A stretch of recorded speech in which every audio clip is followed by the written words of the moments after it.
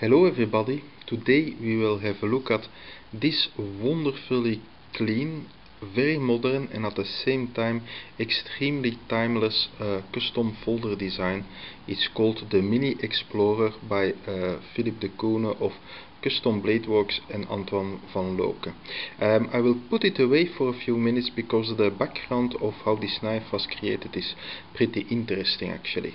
So the story actually, you could say, begins with Antoine Van Loocke, who you may not have heard of if you're an English or American viewer of this program, but he is a Belgian custom knife maker who is more known, you could say, in the art scene. He has a number of, you could say, more decorative knife designs, like a chessboard with cutting pieces, things like that.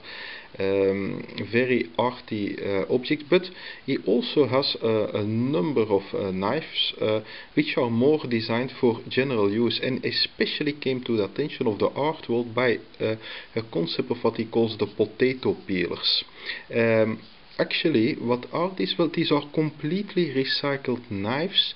So in fact, these are blades, carbon steel blades here, as you can see, from very old thrown away cutlery, actually maybe 60 to 100 years old sometimes, and which have no real value. He grinds the blade into this kind of sheep form because he wanted to make a reference to the kind of very simple knives that our grandmothers, at least in Europe, used for cutting. Actually, the potato peeler, it's called. It's a bit like a windmill knife, also, you could say. And also the handles of these knives are also purely recycled. I believe that this elegant one at the top, which I often use for simple eating at the table, is actually from plastic, kind of plastic from an umbrella, I believe.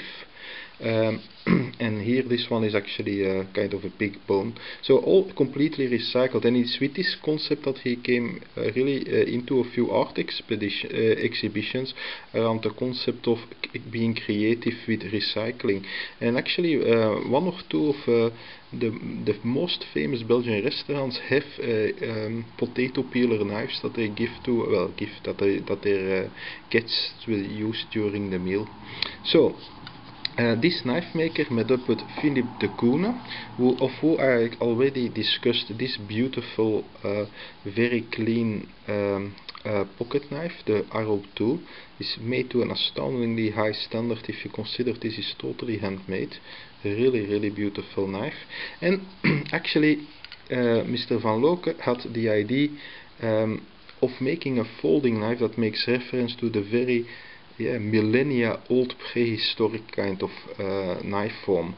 This is a beautiful one that I have here, a very nice kind of replica, where actually the blade is actually not steel but a piece of flint, and with the technical napping, namely with really hitting with another rock, splinters are hacked off until you get the blade form, which is then attached in some way to often a piece of wood, or in this case a piece of bone.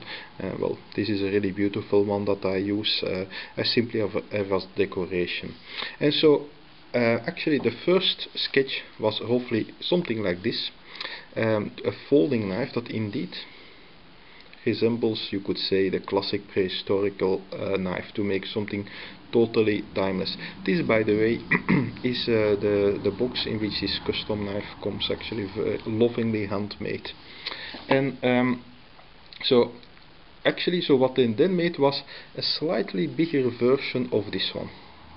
It was called the Explorer, and immediately it came into a design museum in Belgium because of its very pure lines and of course its reference to a prehistoric knife. So it's totally it's modern and totally timeless. So the bigger one, actually, if you think about it, there are not many knives who make it to a design museum. I know the Opinel is regarded as one of the best designed objects of all time, maybe a Lagiol, and there must be a few others, but there are not many actually. So it is indeed quite a striking appearance. If you look at this, it has only 2 screws. So there's quite a bit of tension on that, and so must be really precisely made to, in this case it obviously is, to make that work well. A bit you could say of the hard facts of this. lovely frame lock. It's 122 grams heavy. Of course, it will depend on the kind of handle material you order with it, and if it has an extra liner or not. The blade is S30V, so extremely good quality. The blade length here from the end of the handle to the tip is a bit less than 3 inches, 7.2 millimeter. 7 centimeter and 2 millimeter, so a bit less than 3 inches. So very, you could say, in most districts this would be still a legal length. Also because it is more or less a two-hand knife. Once it really loosens up, I think that with the flipper you can whack it open with one hand, but that's not yet the case. You see, the blade is 3.5 millimeter thick here, so it's very sturdy, and it only becomes really thin towards really the end of the edge. So it's a really sturdy blade. You can use it actually as a very good working folder. The handle material, you see, the handle is nicely rounded, and it's made from the carbon fiber of an F-22 jet fighter, actually, the plane. Which uses, well, like many jet fighters do, uses some carbon fiber here and there during the construction. And it has a very lovely structure, this carbon fiber, as you can see by grinding it with the curvature. You can see actually there are the different layers that come out, and this is not always pretty actually with carbon fiber, but in this case it gives an enormously special effect. And because it's so finely sanded, the handle, you see it really glinstering a bit. It's really lovely. The blade was, by the way, also sandblasted. And here we have a titanium frame lock, actually also nicely rounded and perfectly sanded. I do like it that this knife doesn't have a clip. A clip would really have destroyed the timeless elegance, you could say, of this beautiful design. So I think it's an advantage that it doesn't have a clip. I must still receive the custom CNC tool to adjust the pivot. It was not ready yet, but okay, that will come. That is perfectly acceptable. The spacer is a piece of black G10. When I ordered it, I was curious if I should maybe have ordered a dark blue or a dark red kind of G10, but I think these keep it in the same tint scheme. It makes it really very clean. You see the cutout here for the frame lock. Otherwise, that's all frame locks have this. Otherwise, the spring, you could say, of the lock will not go inwards. There is enough, not much, but enough overlap here at the blade to make it lock well. And it's still quite heavy to open. I cannot open it, the lock. Open it. I cannot yet do it with one hand. It needs to loosen up a bit. You see it here now closed, and it's just as elegant.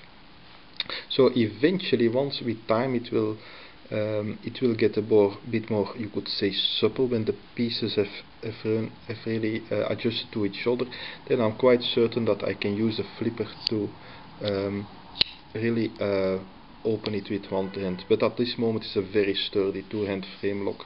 Here, by the way, I got this from some pictures from the knife maker. This is the piece of carbon fiber, thick piece actually, of which this thinner handle was milled off, because that was 1 centimeter thick of carbon fiber. And actually, you could say this custom design is a Midtech knife, which means that yes, it's really a lot of handwork to make it to this very high standard, but a few pieces have been outsourced, which are namely exactly the things which are difficult to do right for a very low volume custom knife maker. So in this case, the rough form of the titanium handle, as you can see there, has been outsourced. I think it's with a water drill that this was made, but okay, there's still a lot of work to make it as nicely rounded and sanded and adjusted, etc. as this here.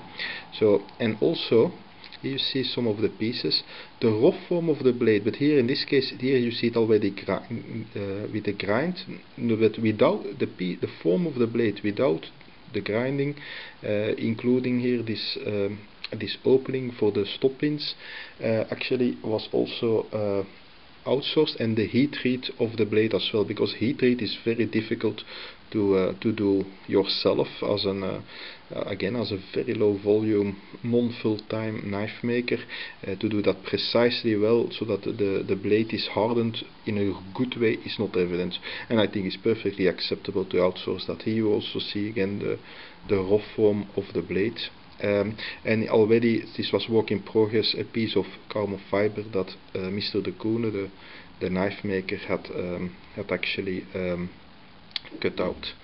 And this is how it then came into being, really from a sketch of the other knife maker, Antoine Van Loocke. They made actually this collaboration where Mr. De Coene made a fantastic high quality custom knife actually that I think is really beautiful, and also because this mini Explorer is a bit smaller than the original Explorer, 80% or so, it is really very EDC-able. So I hope you found this an interesting review.